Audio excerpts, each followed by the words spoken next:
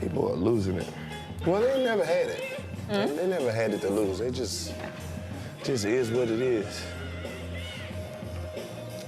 We're still on the upswing from the pandemic. Still trying to recover. Yeah, I think a lot of folks, they don't really. There are those who were in a position where we got to manage the pandemic. For a lot of folks, it never stopped. Not that pink suit. I can't do that. You know it, pink suit. It's in remembrance, though. It's in remembrance. In remembrance of. Even when he's chilling, he just outdo everybody. I just knew Opera outfit. I just knew Opera outfit. This ain't nothing.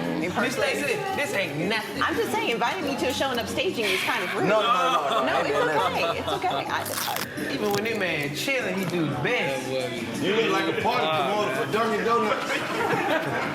You said for what? Dunkin' Donuts. Yeah, baby, we got it with Dunkin' Donut O's, baby. Bitch. Listen, I done changed 4 times. Man, that man still good. That boy good. I'm gonna call you. Oh, okay. I'm like, how they look, Don't worry Chico? about it. I'm like, man, how they look? What's up, bro? Hello, Miss Abrams. You hit good, man.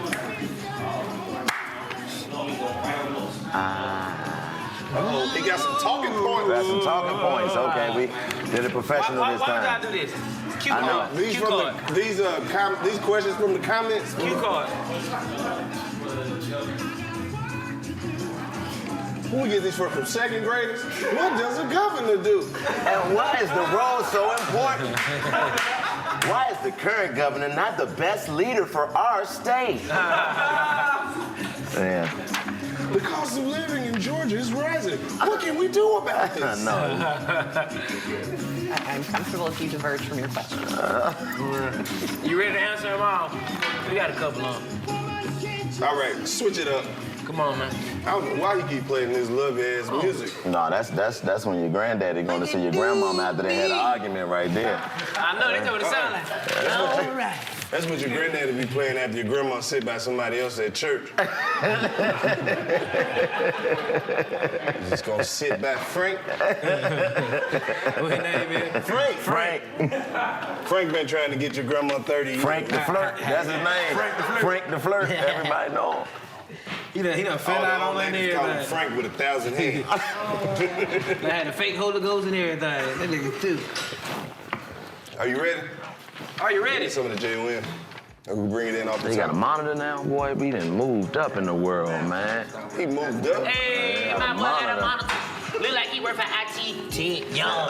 Look, you already know. Yeah, we keeping the best. Yeah, ain't about to get political. Get critical. Identical. Critical. Hey, Hey, man, welcome back to the 80s.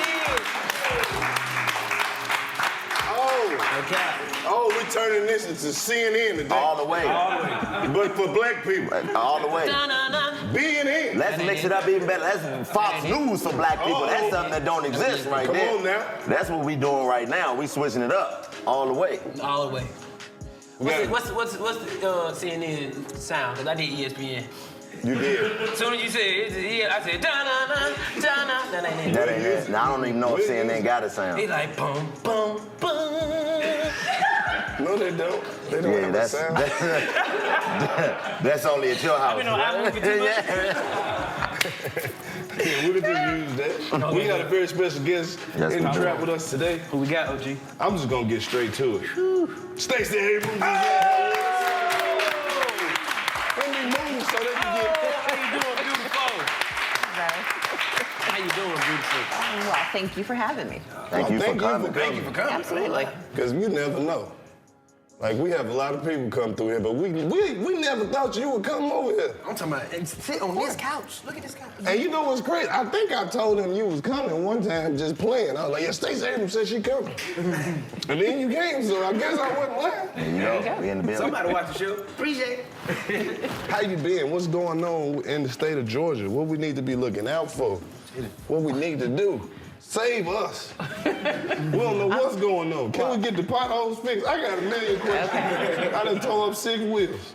Okay, well, the potholes are a combination of city, state, and county issues. You ever tried to get on 285 when you're coming from 20, like you going 20 east and try to get on 2? Yeah, I have to go down DeKalb Avenue. Oh, okay. Yeah. No, I 66, Route 66 by Campbellton. 166. Route 66, crazy. God bless you. God bless you. That's how they feel. Yeah. God bless you. You say it's a combination of issues? So the issue is roads in Georgia are owned by the city, the county, or the state. So county roads, the county is responsible for. City roads, the city has to pay for the state. It's usually interstates, but some highways. And there's often a combination. So if you're on DeKalb Avenue, parts of DeKalb are the county's responsibility, the city's responsibility, because DeKalb Avenue becomes Marietta Street. It's DeKalb Avenue in DeKalb. It's when you're going through Decatur, it's part of the city of Decatur's responsibility. So basically it changes, which is why no one seems to be responsible. So if you're a taxpayer, how does we go by saying, okay, we want this particular street paved? Like, do we go to like the committees, like the city councils? So it should be the city council unless they tell you it's the county's fault. So here's why you need a governor.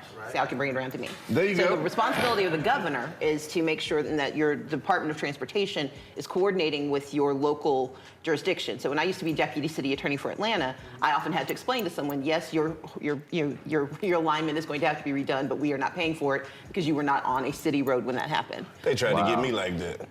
But part of it is making sure that we actually have people working together. I'm running for governor in part because I actually know how the city works. I know how the county works. I know how the state works. And you need a governor who doesn't abdicate responsibility and say, well, it's not my fault. The responsibility is to say, okay, I may not be directly responsible, but let me make sure you know who to talk to. And then let's make sure that you're not the only one saying it. If we connect people to one another, if we connect you to the right levels of leadership, then you feel more comfortable asking your questions. But more importantly, you start to trust government more because it's more responsive to your needs. Wow. Now, I did some research on your history. I didn't know that you had that much of an in-depth history in politics. I saw that you spoke at the 30-year anniversary of the March on Washington as a very, very young woman. So my question to you is, what makes somebody wants to get into politics that early? Being poor. I mean, that was mainly it. I grew up in what is called working class poverty. My mom used to call us the genteel poor. We had no money, but we watched PBS and we read books. And so that was her way of saying, look, your economics are not going to dictate what you're capable of. But we used to go and volunteer, and we would tell my parents, we don't have running water at home. The lights just got cut off. Why are we out serving other people? And my dad would say, having nothing is not an excuse for doing nothing. And my parents were very intentional about making sure that we were in service. And they said, if you see a problem, your job is to fix it. So for me, it wasn't about politics as a goal. It was that politics was the best way to fix the problems I saw. Poverty is wrong. The way we treat people who have committed crimes and are coming back to our communities, it's wrong. My parents used to do a lot of prison ministry work. The way we treat the homeless is wrong. The fact that my parents worked full time and still struggled is wrong. And so for me, politics is a means to an end. It's about what can we do for people.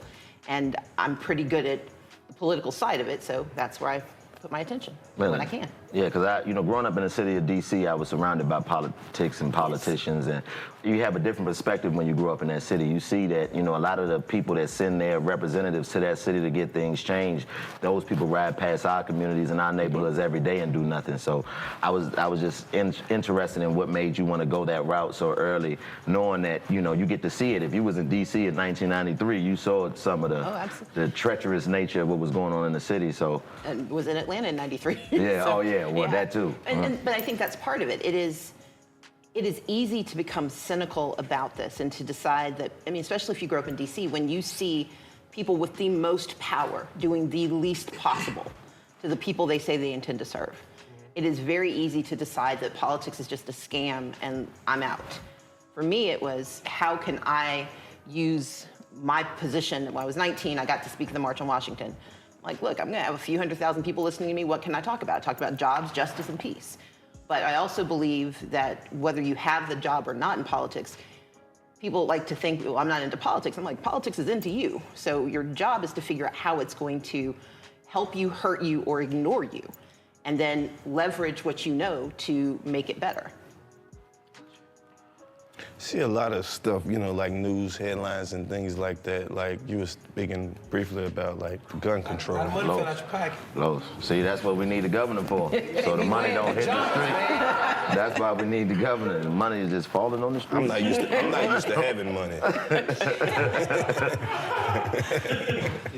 That's not no real money though. That's just like a phone bill money. No. Like I was saying about, I just saw something recently where they were saying that you wouldn't need a permit to carry a firearm in the state of Georgia. You have any thoughts on that? I call it criminal carry. Right now in Georgia, so before this terrible bill, in the state of Georgia, when you bought a gun at a gun show, when you bought it in a private sale, you didn't have to get a background check, just the gun show loophole. Well, the way Georgia captured the people who shouldn't get those guns, the way we figured it out was that you had to get a permit for concealed carry. That permit found that in 2020, 5,300 people who should not have had weapons tried to get them because they came to get their concealed carry permit. And these are people who had felony convictions, people who committed domestic abuse, people who've been recently hospitalized for mental illness. And they were told no, because of the background check, you can't have this weapon. Well, Brian Kemp's response, the current governor's response was, let's remove the one filter that kept these 5,300 people, 5,300 people from having these weapons. Let's just make it open season. It is the dumbest, most thoughtless, and most pandering decision that I can imagine when it comes to the conversation of public safety. Instead of saying we will do our job to make our community safer, what he has said is it's every man or woman for himself or herself, go and get a gun, don't tell us what you're doing, have at it. I mean, gun control is very, and I remember that another thing that I saw is that you tried to get a law passed that would make high capacity magazines and assault rifles illegal. And like coming from an environment where these guns are, you know, present, I know that we aren't the ones that are putting the guns in the community. So wouldn't it be more beneficial to stop the influx of guns coming into the community rather than, you know, punishing the people who get their hands on them illegally or legally, whichever way? I think it's a combination. I mean, part of the other problem with criminal carry with this permitless approach is that, so my younger brother, Richard carries, he has a concealed carry permit. He's a young black man who carries a gun. The problem for him is if somebody stops him, if he is stopped, if we no longer require this permit, it can be used as a predicate for treating him like a criminal. Right. So his Second Amendment rights disappear. And we know that there is unfair application of gun possession in the state and in this country. And so it not only makes it easier for criminals to get those weapons, it makes it easier to criminalize people who are lawfully carrying. When you think about what's happening with assault weapons, I've shot an AR-15. I mean, it's fun. It's like being in a Rambo movie. But the reality is there's nothing you should be shooting with that weapon unless you're on a movie set or in a war. And the notion that the average person should have that weapon is problematic to me. But the larger issue, to your point, is that the notion of gun safety is about responsibility. I hate when people say, oh, this is not about law-abiding citizens. Well, everyone is law-abiding until they break the law. Right. Everyone is doing the right thing until they do the wrong thing. And we should not be putting weapons in the hands of communities. We should not be putting weapons into communities or putting weapons in the hands of people who have not been trained and who do not have that sense of responsibility. And we know that in the black community in particular, there is a flood of guns. Georgia is known as part of the Iron Pipeline. We are one of the top states for moving illegal weapons. Instead of tackling that challenge, the governor is instead saying more people, if you want more guns, come to Georgia. We're good. Yeah, but you do understand that the people who gonna use guns to commit crimes, they're not gonna give a damn what the law is anyway. But here's that's the argument people use, but the problem is most people aren't. When you get the gun the first time, not everyone who uses a weapon is intending criminal action. Right. So let's think about domestic abusers. Okay. These are usually people who in other areas of their life are considered upstanding citizens, except when it comes to their wife or their girlfriend or their significant other, when they decide to use a weapon as a means of terror. You can't capture that unless you make a law that says that even if you don't have these other things on your record, we're not going to let you do this. We know that the number one way people commit suicide is guns.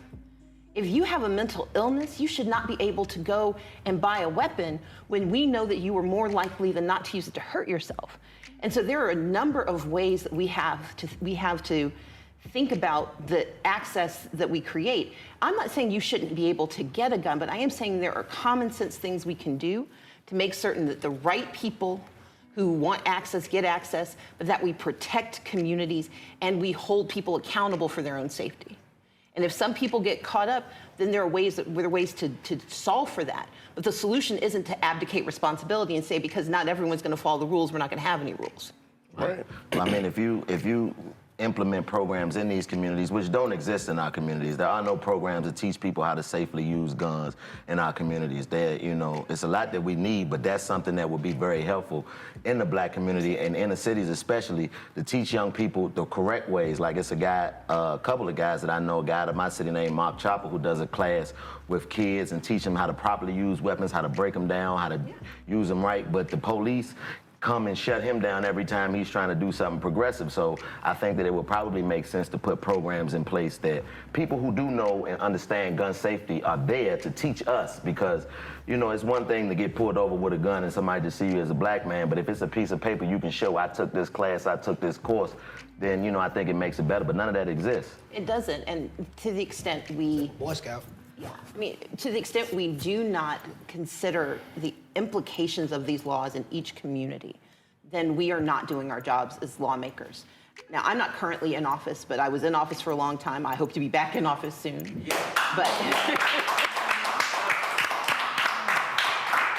But in the interim, we all have responsibility for our communities. There were 2 different shootings. I was texting with friends this morning. And there was a news story about some young men who were breaking into cars trying to look for guns. And at the same time, when I got that, a friend of mine, I was calling her, and she told me about the fact that she was up until 3 in the morning because some young men were breaking into cars trying to find guns. That's what, hold on, before you even finish that, do you see how, like, the laws force the crime? These young dudes smart enough to know to break in a car as opposed to breaking in a house. Exactly. That's what we're saying. So it's like, it doesn't matter what the law is. These are criminals. They gonna find a way to get in between it. But the reality is we don't decide not to have laws because we know criminals are going to commit crimes. They are. Yeah, we know they are, but we do stop some crimes when people decide that it's not worth it because this is the consequence. We don't have laws because people are suddenly going to be made good. We have laws so that they have consequences when they're bad. And anytime we decide to remove laws because bad people are doing bad things, we're creating more opportunity for more bad to happen. So I'm not naive enough to think that a gun law will stop someone who is intent on committing harm. But I do know that gun laws slow it down and give us multiple opportunities to intercede. We also know that when this happens, we have to have more programs in place that these young men don't think that the only solution to whatever problem they have is to break into someone's car to find a gun. If we had more investment in our communities, if we did more about serving our communities at every level, and it's a vague notion that we hear about all the time, but I know that it means something when someone has access to resources, when you're not hungry, when you're not worried about your future, when you believe you have a future. If you don't think that there is if there's no problem with going to prison because prison is just as bad as your current life, then yes, you're going to break into that car. So part of our responsibility is the gun law, but the other part is investing in our young people so that they don't think that's an option they have to consider. And my responsibility, should I become governor, is to make sure we're having that whole conversation. Because what happens right now is that we get drawn into the one conversation, this narrow band of what do we do about the young Black men who broke into a car, instead of thinking about everything that led up to that moment, and what are we going to do in the next moment? Are we sending them straight to prison so they become better criminals? Are we going to divert them into structured programs so we can understand what happened? What's the story? Did your father die during COVID and you've been living with an aunt who put you out on the street and you think this is the only way to get back to some stability? What is the story? And unless we are willing as a state to have leadership that actually thinks about the holistic needs of our people, then we're going to keep fighting the symptom and never actually get to the disease. Say, for instance, you win this, right? You win this whole bid. What do you want to do first? Expand Medicaid. Would you like for me to tell you why? Yes. Okay, so Medicaid expansion sounds really simple. Medicaid is it pays for health insurance for people who are low income. Right now, 1.5 million Georgians don't have health insurance. If we expand Medicaid, 500,000 people will suddenly have health insurance. What that means is that when you get sick, instead of having to get sicker and sicker because you can't afford to leave work, you can use your insurance and go and get early help. It means that you don't go into debt because of your medical issues. It means that we can create 64,000 jobs across the state of Georgia, good paying jobs in every single region of the state, to hire more people, to give more people real opportunities. It means we can stop Wellstar from shutting down the hospital in East Point because not enough people can afford to come. It also pays for mental health insurance. Anybody who needs it, who has a mental health crisis, instead of going to prison, because right now the #1 treater of mental health issues in Georgia is not a hospital, it's our law enforcement. We will suddenly start getting more of those people the help they need. I have a younger brother who's grappled with mental health challenges and with drug addiction. It pays for substance abuse treatment, so you're not on a waiting list for 12 months for a 3-week program, knowing that that 3-week program is not long enough to get you the treatment and the help you need. Medicaid expansion pays for all of that. It pays for substance abuse treatment, mental health, physical issues. It creates new jobs, and it puts hundreds of millions of dollars back into our state. And all we have to do is take our money back. But the governor of Georgia has refused to accept Georgia taxpayer money. $3.5 billion every year goes to other states because Brian Kemp is too cruel to bring Medicaid to Georgia. What's up with dude? I don't know. No, look, for real. He be coming over, he be doing some shit. I can say it, you can't say it. I can agree, though. I don't know. I think it's cruelty. I think cruelty is the point. Because when you are confronted with these realities, when you know that in Hancock County, 1 in every 98 people in that county died from COVID. It is number 159 in the state in terms of healthcare access. You know that this is a community that is desperate, and you refuse to take the money that, it's not just money we could have gotten last week. It has been almost 10 years that we've refused to take this money. Indiana took this money. Mike Pence, the former vice president, the Republican who has never met a liberal thing he likes, accepted this money and improved that state. Ohio took the money. DC took the money. 38 states have taken the money. He is just mean. And there is no legitimate Hold on, and what logical... you mean when you say the money? So the way Medicaid works, the federal government says, we will give you, if it costs $1 to pay for Medicaid for a person, we'll give you 90 cents. You put in 10 cents. That's all you have to do. Those 38 states have taken the 90 cents from the federal government and put in their 10 cents. Well, our 2 U.S. senators, John Ossoff and Raphael Warnock, because we wouldn't accept the money, they got $2 billion extra dollars. So we wouldn't even have to put in the 10 cents. We'd have to put in like 2 to 5 cents. He refuses to put in the 10 cents because he does not believe that poor people deserve access to health care. That's the bottom line. That's the only logic. I have not heard another explanation for him. So extrapolating from his behavior, the only thing I can see is that he does not care. Yeah. Well, does that equate to rich people not wanting to pay more taxes? Because if you accept the money, I mean, because as it sounds great to us because we all grew up poor and we come from the hood and we understand the benefits of these programs and the necessity of these programs. But for somebody who doesn't come from that, they don't care. So how do you get those people to say, you know what, I'm going to pay 15, 16% more in state taxes this year to help somebody who I've never came in contact with before? That's a lot of fucking taxes. I can't. No. But I'm glad you asked. We need tax reform in Georgia. So I was gonna wait, but I got to tell you that. I'm gonna get you to. Shit, they tearing my ass. Let me do this one first, and I'll come back to you on taxes. You don't have to raise taxes in Georgia to expand Medicaid. You don't have to.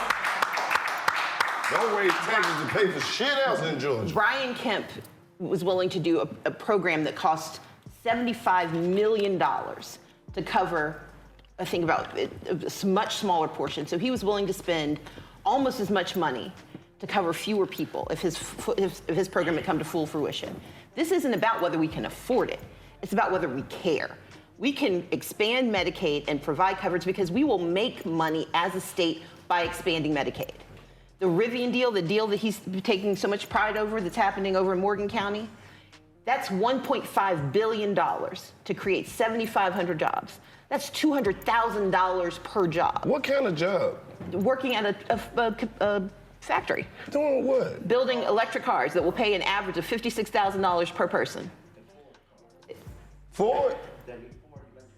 Nah. So no, we Rivian is don't actually in want competition Fords. with Ford. We want some Chevys. Yeah, so they've sold some of theirs to Amazon and some, I'm trying to remember who else has bought it, but he's willing to spend $1.5 billion of taxpayer money to bring this plant here. It'll create 7,500 jobs at $200,000 per job, jobs that will pay you $56,000 a year.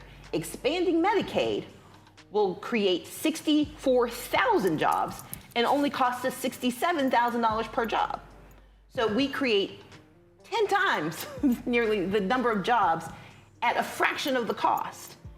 It is not about how much it costs us. It is whether he is willing to do it. So this isn't about, but the other piece of it is, we all pay for it anyway. And this is to your point about taxes. There's this thing called uncompensated care. That is the amount of money we pay for poor people, because poor people get sick whether they can afford it or not. I don't remember anybody asking me if I was wealthy enough to get sick the last time I got sick.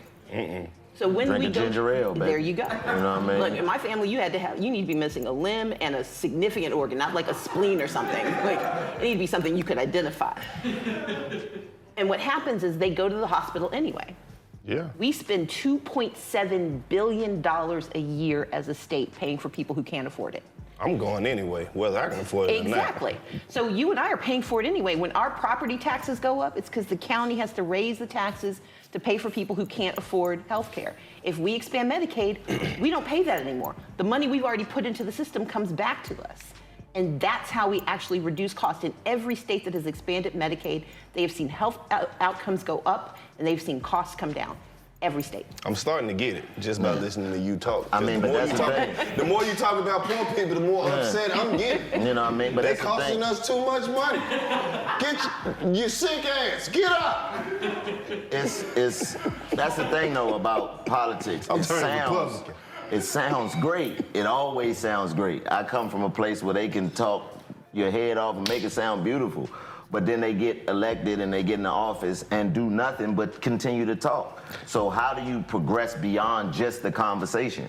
Because you look at the administration now, it was so many promises made to people. We're going to get rid of student loans and we're going to do this and we're going to do that. And now it's just like, hey, baby, give me about 5 more minutes. You know what I mean? It's like, how long do we have to wait before it progresses beyond just the talk and the conversation?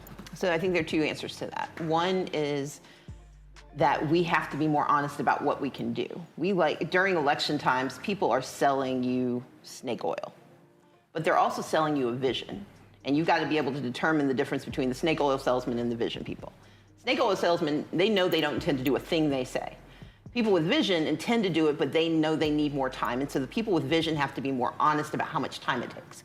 Yes, we elected a president who had the best intentions, but we have 50 different states that got to pick 2 different people to go to the US Senate who decided whether he was going to get to do any of this stuff. You're not talking about Trump. No, I'm talking about Joe Biden. I said vision, not snake oil.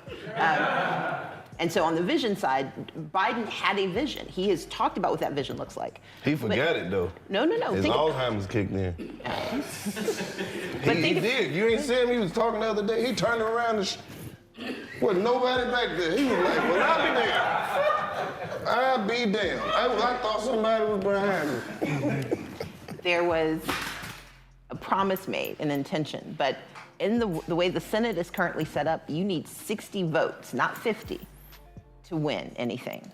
And the problem is we don't talk about the 60 votes. We pretend it takes 50 votes. So we got 50 Democrats in there. I worked hard to get the 50th Democrat in there. But the problem is, if you still have 10 Republicans or 8 Republicans and 2 Democrats who don't want something done, if they don't have to be beholden to us, then they don't have to do it.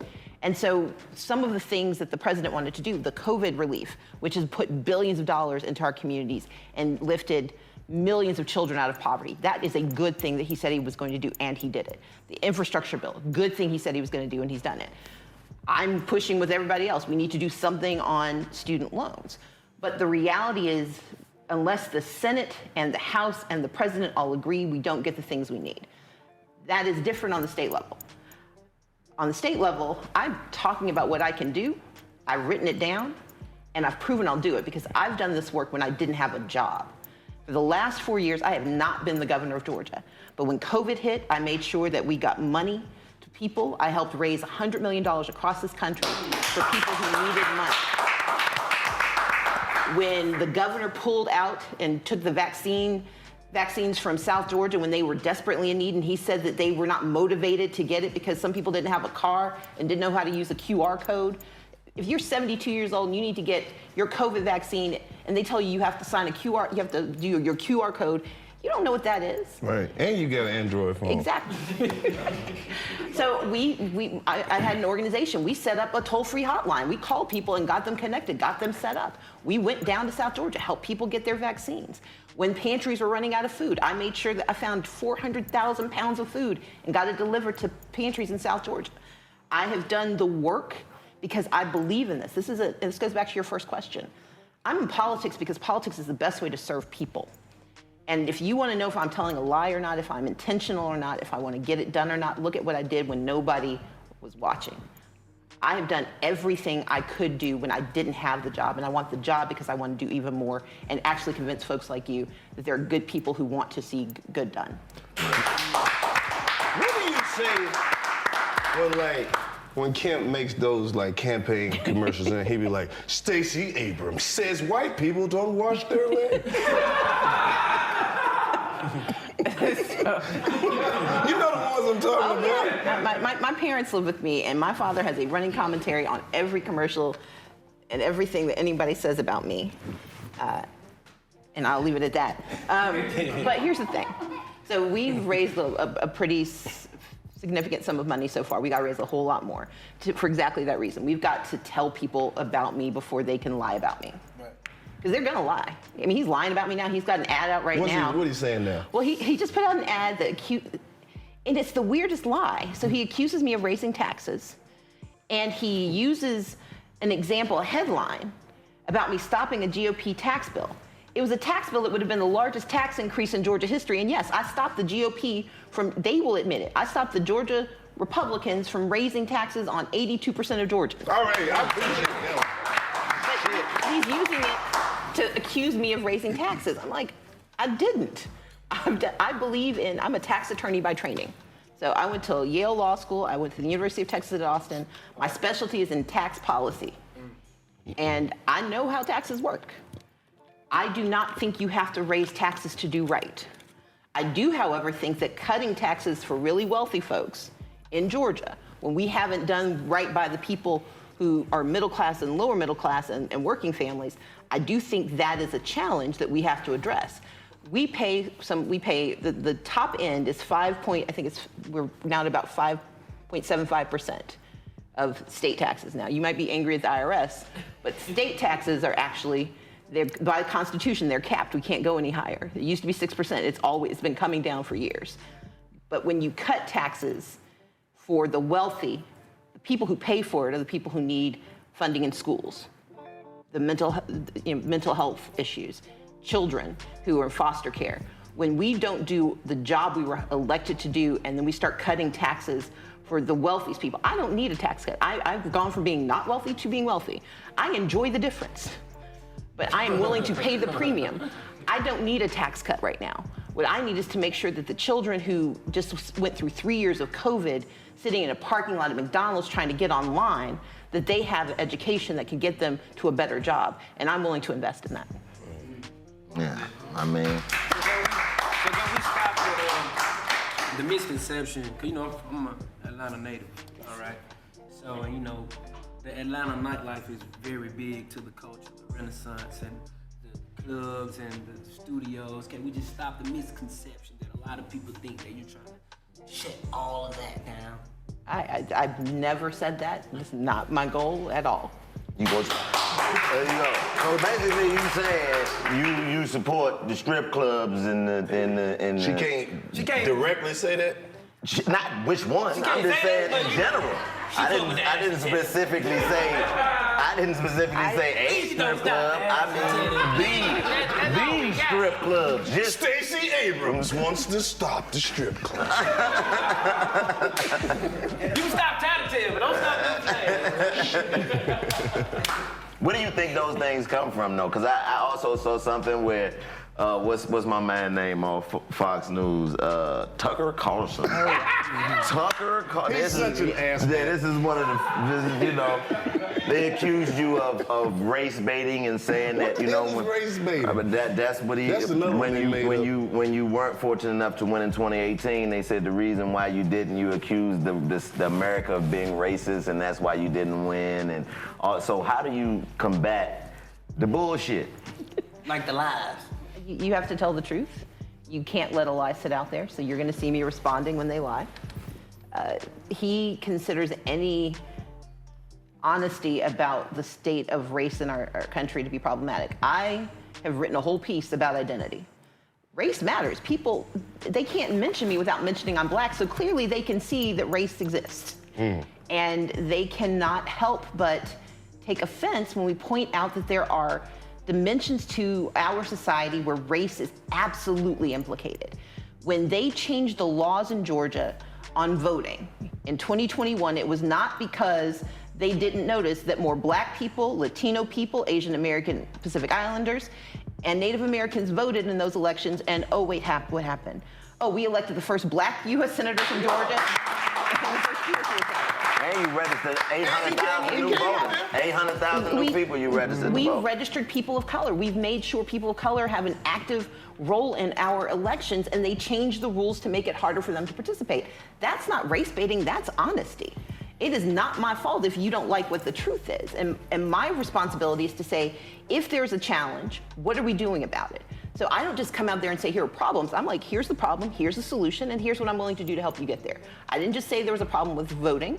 I created fair fight action to make sure that we fixed voting problems and did it the most we could. And we have more to do.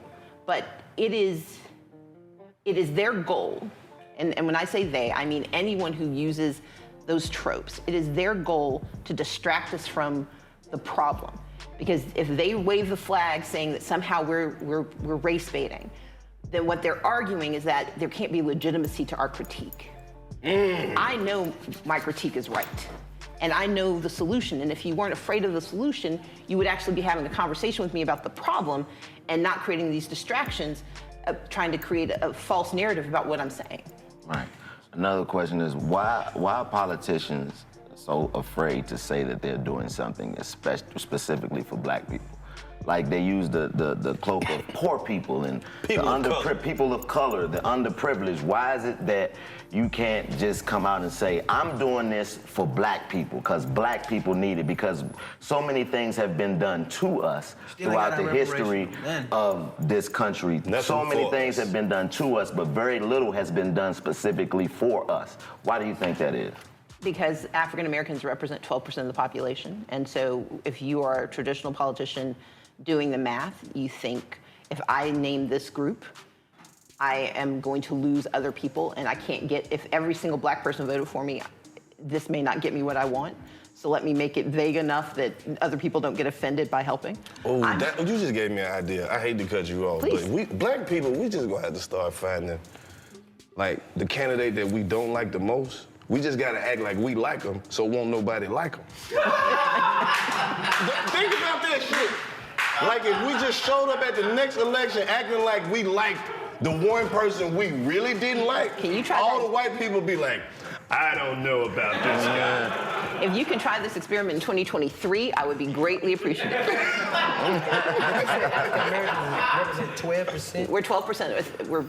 We may be inching towards 13% of the population. So and on a federal level, that's been part of the problem, that it's been a challenge. Now, I got into trouble from a lot of folks when I ran in 2018 because I specifically talked about black people.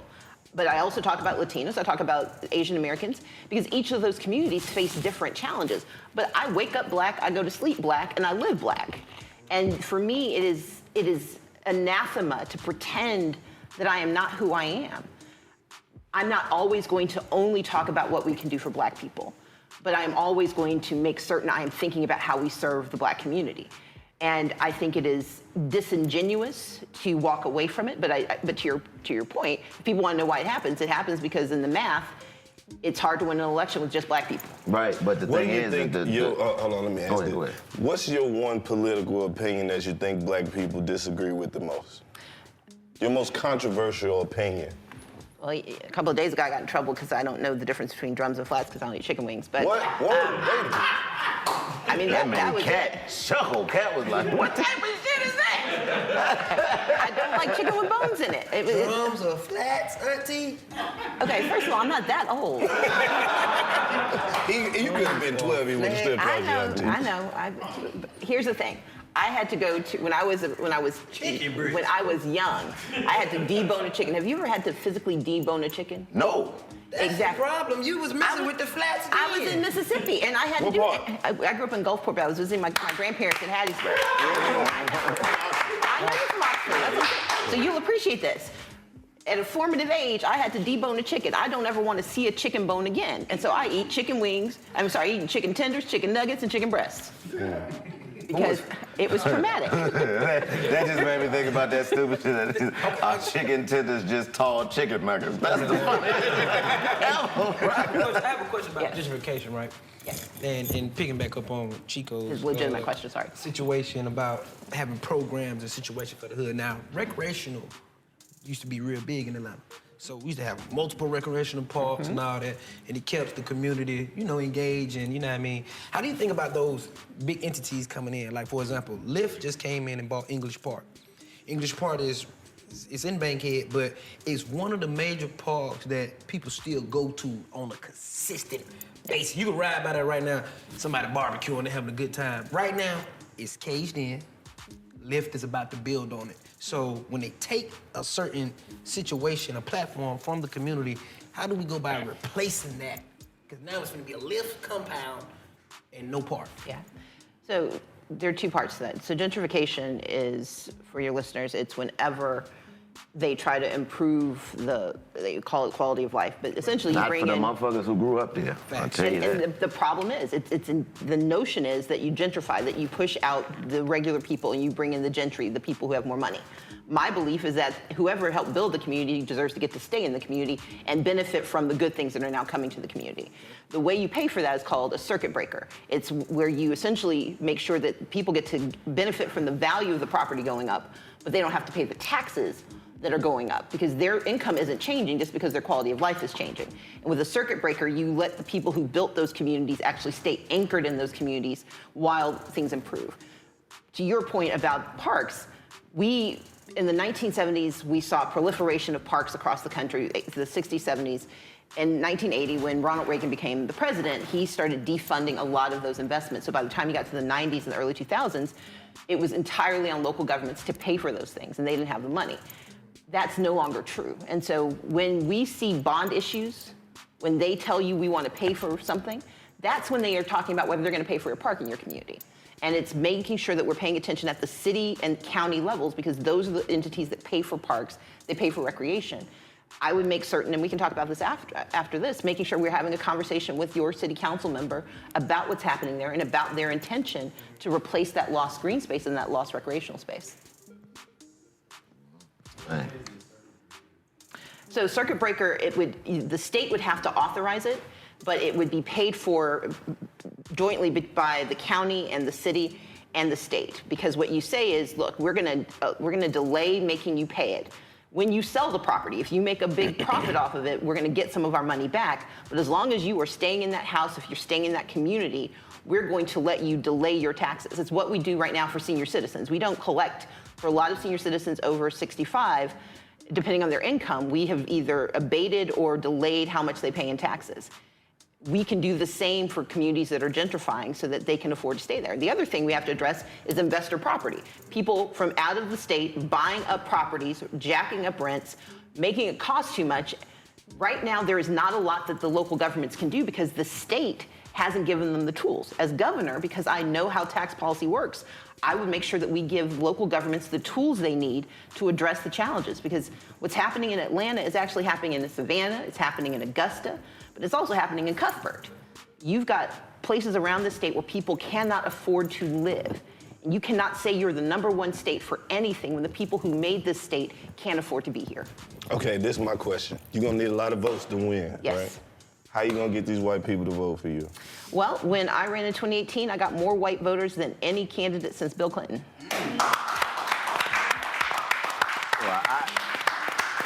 Because these are issues that matter. Now, this Go ahead. No, I was gonna say, to your point, a lot of the reason we talk about generalities is not to dismiss the needs of black people. Is that if we solve these problems, black people don't have, we have some special challenges that have been created by years and years of disinvestment, of discrimination. We have structural infirmities in our society, but there's some other things that are just basic. If we pay for healthcare, everybody benefits. If we pay for education, everybody benefits. And so I'm talking to everyone. I'm having this conversation, but if they invite me to a similar podcast that is, in the North Georgia mountains, I will do that too. Because what I want to see for Georgia is for all of us. If we lift everyone, then everything gets better. But when we cherry pick the people we like, which is what this governor has done, when he has only picked the communities that he thinks will support him, then we find ourselves exactly where we are, where some rich people are getting a lot richer, powerful people are getting a lot more powerful, and the people who need help the most are still being left behind. Right. Well, how much loyalty do you have to your base? Like, 'cause that sounds like what he's done is, I'm loyal to the base that makes me, the person that got into this position. So I'm sure you have a very, good relationship with your base. So how do you get those people to vote for you while not also alienating the people who have been with you when, nobody cared? Number one, I tell the same story to everybody. I don't go around having different conversations. Oh, look, let me tell you what I'll do for you. No, I'd say the same thing. When I ran the last time, I was at Dragon Con, one music fest, and a gun show, and said the exact same thing in all three places, including the fact that I don't like AR-15s. So I'm more than, so the first piece is that you hold. They're great guns, though. They do. really great. I like shooting. I enjoy it. I just don't, anyway, so we devolve. My point is, number one, the best way to hold your base and to build on it is to tell the truth to everyone. Number two, it's to have policy ideas that actually serve multiple communities. You don't have to vote for me because you like me. You want to vote for me because what I can offer will benefit you. That's really what a base is. A base comes together because they think that what you are planning to do will lift them up. And then number three, it's being accountable. It's making sure that when you and I finish this conversation, I make sure I connect you with your city council member. It's the fact that at the beginning of this conversation, I talked about who was responsible. I am a better politician when people know what they should expect and when they know how to get it and hold me accountable for what I said I was going to do. And that's how you hold your base. Your base will stay with you if they trust you. And then getting everyone else is just about making sure that they know they can trust you too. Gotcha. Now, this is a controversial question, but it's something that I believe will be beneficial. We've been talking about money and the influx of money and the necessity of money. How important do you think the legalization of cannabis will be to import all of it would, offset a lot of this money, and it's a big market. Once you can put the taxes on it, you can sell cigarettes and alcohol. Yeah. But this particular thing has been, especially here in southern states, especially have been like, no, it's gonna make the people crazy. You know what I'm saying? Like, what do you think as far as, not on a personal level, but just on the financial part, how much money it actually can generate for your state and cities across the state? So, I have voted for every bill to legalize medical cannabis, medical marijuana. Recreation of cannabis. Yep, so I said medical. So here's the difference. Because enforcement of drug laws is state, local, and federal. Mm-hmm. We can decriminalize at the state level saying we will not enforce, but we cannot stop the federal government from enforcing federal drug laws. If you look at the composition of the state of Georgia in terms of our demography, we're going to be the first majority-minority state when we tip over and become majority-minority, where the majority of the minority is African-American. Mm. We are not Colorado. We are not the states that have expanded, that have legalized marijuana. They will arrest us. They will arrest black people in Georgia on federal charges if we try to legalize marijuana without there being federal law. And that's my worry. It is not about the practical issue. It's not about the money. Because right now, if you try to legalize marijuana in Georgia, there is not a bank that can accept that money. And so you'd have to use alternative financial means to collect the revenue. So the challenges, so the challenges they're having in California and Colorado, actually collecting their taxes and collecting their revenue, they've got a lot of folks who are basically on the margins of money laundering. The way they will treat the people of Georgia who engage in that at a federal level, especially depending on who is in charge, we don't get the same grace that they do. And so I don't think it's not practical, and it is not responsible to say, oh, I promise I will legalize marijuana. Right. Because I would be telling you, I promise you that there will be SWAT teams from the FBI and a lot of folks. But if you want to get like together and have like a community meeting or something, I'll come. Thank you. So federally, though, if they legalize it federally, then you're all the way fine with it. And I think we can decriminalize it, because right now we still have a lot of Georgians going to jail for possession. And so, yes, I believe in decriminalizing marijuana in the state of Georgia. Local, state, and federal. Because I know even in the state, they decriminalize it in Atlanta. Well, when I went to Brookhaven, exactly, they were like, nigga, you ain't in Atlanta. Exactly. And that's exactly it. And I was like, well, can I just cross over the county line? Because I can throw this out. He was like, nah, buddy, this gonna be $1,000 fine. Exactly. So we have more than, so you have all the cities in Georgia, then you have the 159 counties, and then you have the state, and then you have the federal government. There is not uniformity among the cities, let alone among the counties. And so if the state decriminalizes it, then it decriminalizes it at the local level as well. So we would essentially prohibit criminalization of possession at the state and local level. But you cannot do that until we change the federal level. And that is the challenge. And I think it's important for us to be honest about that, and not to pretend that we can just do what Colorado gets to do. Right, I support medical marijuana, but medical cocaine, I'm all against. I would not be in favor of that either. I'm against that. I mean, to me, alcohol is the worst one out of all of them, because that's the only one you can show up anywhere and be like, hey, baby, we here. You show up with some coke and be like, hey, baby, man, ain't that type of party. But you know what I mean? Like, alcohol I don't often attend those parties, but okay. Yeah, I mean, neither do I. Can you simplify Yes. Republican, Democratic? Because when people choose a side, they often look at like, all right, once I choose the side, the other side is the enemy. And at the end of the day, both parties is fighting for a common solution. So even if, say for, because I'm not gonna lie, I was with Mr. Andre. You dig what I'm saying? Yeah. But I'm not opposed to nothing that you have to say. Oh, no, So Andre and I are the same party. Huh? Andre and I are the same party. We're both Democrats. Yeah, we're both. Democrats. I didn't run So when y'all were running against you was a Republican? Oh no, I've never been a Republican ever. No cap. And I never ever ran for mayor. Say no cap. No cap. You're a little confused. No cap. Hi, I'm Stacey Abrams. No, I know I'm running for governor. No cap. Not you ready to get my partner.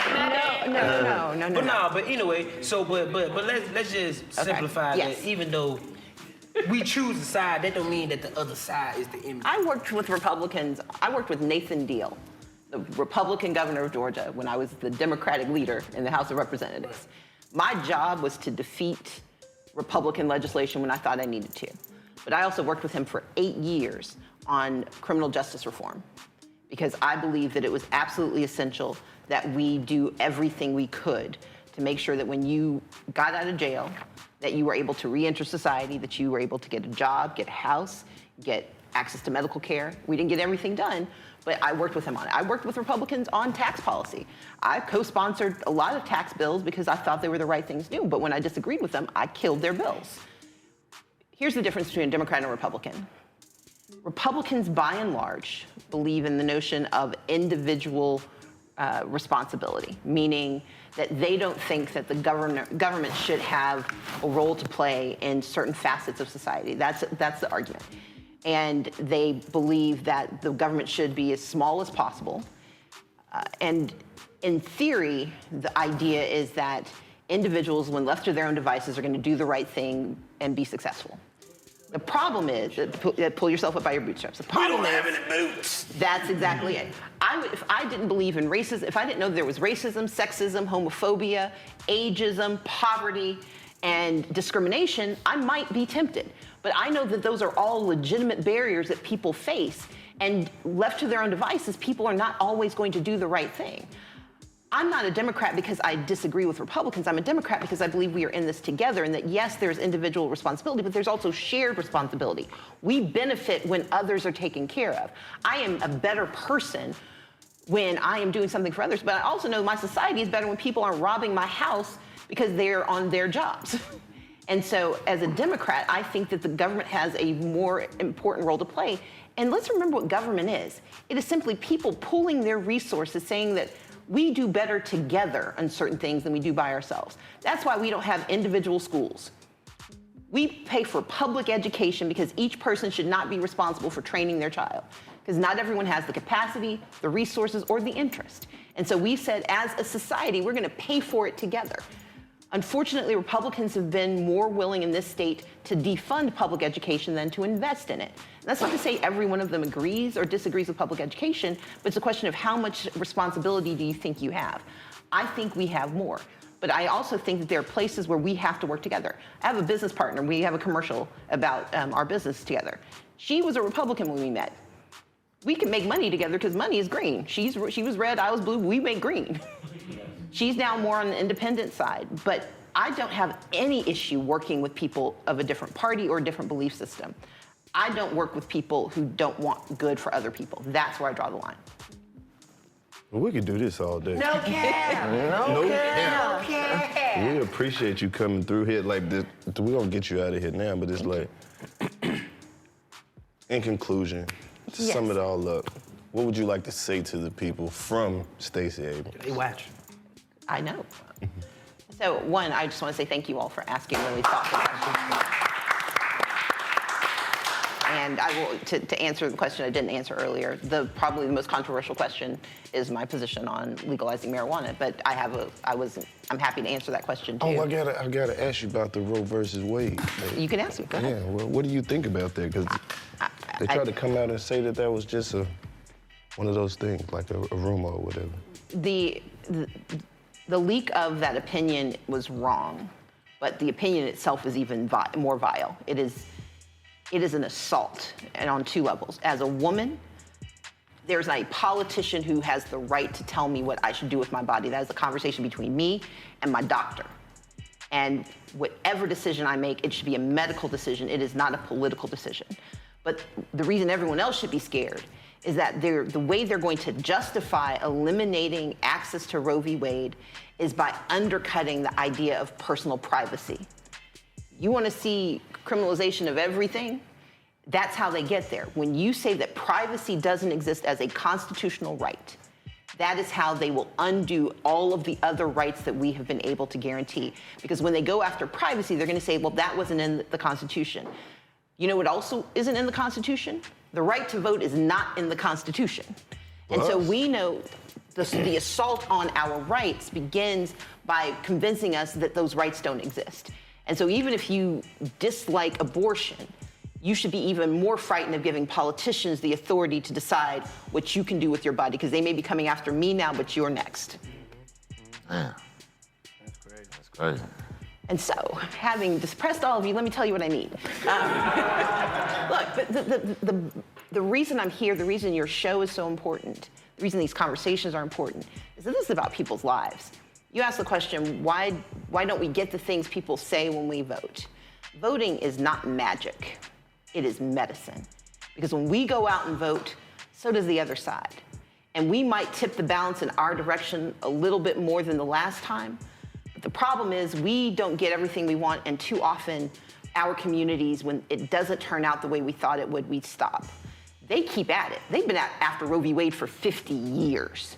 They've been after voting rights since 1965, since the day the bill got voted in. They said we're going to eliminate the Voting Rights Act and its protection of people of color. And if you don't believe him, look at what Ron DeSantis is doing in the state of Florida, where he is intentionally eliminating districts where black people can get elected. They are coming after our rights, and we can't be one and done. We have to be at this again and again and again, because they think we are the easiest to harm because we don't have as much power. I want us to have power. And we have power in a democracy by voting. We have power in a democracy by understanding who's in charge and by making them better at their jobs. And if they don't get better at their jobs, we fire them and hire new people. I want us to fire Brian Kemp because he's bad at his job. I left that job. And I need you all to go to StaceyAbrams.com to sign up to help me get that job because we can win this election. We proved it in 18, we proved it in 20, and we proved it again in 21. Now, I didn't get the job in 18, I'm not confused about that, but I want us to have a three-peat. If we can do it in 20 and 21, we can do it in 22 and make me the next governor of the great state. All right, well, we appreciate you coming through the track. Hey, man. 85 South Show, Stacey Abrams. Yes, you get a picture. Come on, You had a question. You had a question for me, though. Huh? Sure. Yep. You had a question? Oh, yeah. So the question was about the property tax. Yes. So I know for us living in apartments, for example, my rent just went up $5,000. Yep. And I understand you said that came from the medical bills and the property tax being raised. No, that came from your apartment owner having no rent control and having the ability to do whatever he wants or she wants. Is that possible to have Yes. a rent control? But only if we have a new governor, because right now it's illegal in Georgia for local governments to do anything about rent in their communities. So the governor, yeah.